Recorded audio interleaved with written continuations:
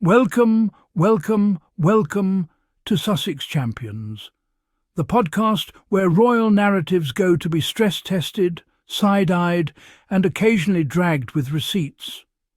If you're new here, buckle up. If you're a seasoned royal watcher who's tired of being told that wearing a coat is a personality trait, you're exactly where you belong.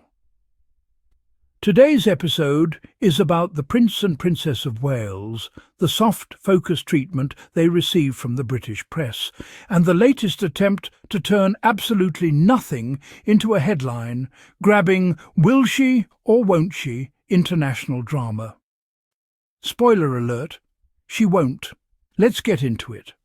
Let's start with the obvious truth that everyone dances around. William and Kate are handled with kid gloves. Always have been.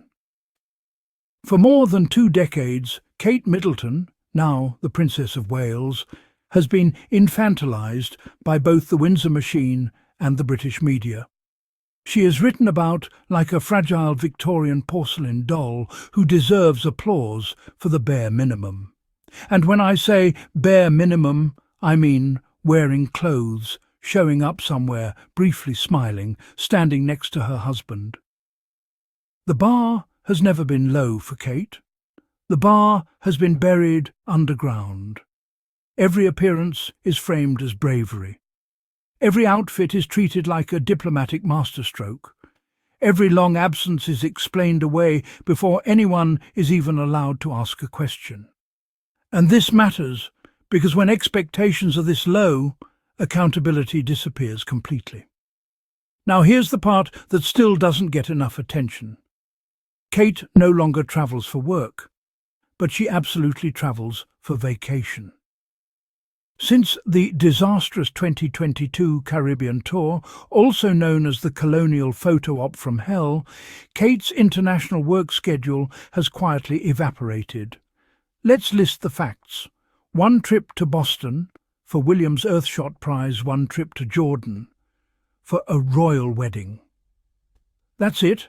No tours, no sustained overseas engagement, no long-haul diplomatic work, and before anyone tries to rewrite history, this withdrawal from foreign work predates her 2024 health issues.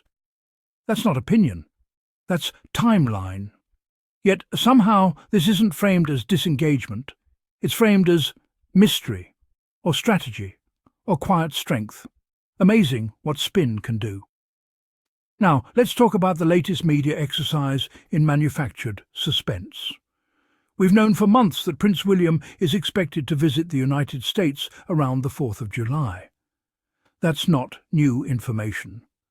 What is new is the press suddenly floating Kate's name. Not because she's likely to go, but because they need her for clicks. And here comes the setup. The 250th anniversary of American independence, Donald Trump, front and centre vague, claims that Kate is Britain's not-so-secret weapon. A reminder that Trump was supposedly in awe of her at a state dinner. Notice the language. Tipped. Reportedly. There has been a suggestion.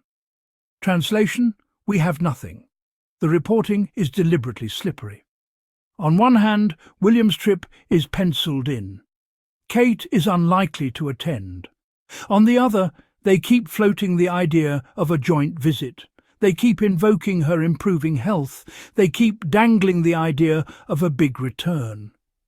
Why? Because a solo William trip is boring to them. Kate's name is the bait. This is not reporting. This is brand maintenance. They're keeping the door open so they can milk anticipation for a story that will end exactly where it started, nowhere. And then we get this. A royal source compares William and Kate to David and Victoria Beckham. I'm sorry, I need everyone to pause. The Beckhams built separate careers, cultivated global brands, function as individuals, and a couple, William and Kate, are presented as strong together, strong individually, a great asset. Except, where is the evidence of individual strength? This comparison is aspirational fiction, not reality. Let's cut through all of it. Kate does not want to go. William does not want her there. William wants to cosplay as an international statesman, to network with questionable global figures, to attend football matches. Kate complicates that image. Add to that, King Charles is visiting the US in April. Charles will demand full state visit spectacle. William's July trip will automatically feel smaller. Why bring Kate for a downgraded event when the King just had the full red carpet treatment? Exactly. This entire saga is a non-story being padded with hypotheticals, nostalgia, click-friendly ambiguity. Kate skipping another foreign trip isn't shocking. It's consistent. The real story isn't whether she'll go to America. The real story is how little she's expected to do, and how aggressively that nothing is protected. And that, friends, is the Wales treatment. That's it for today's episode of Sussex Champions. If you enjoyed this breakdown, subscribe, share, and come back, because we're just getting started. Until next time, stay curious, stay skeptical, and never let a press release tell you what you're seeing.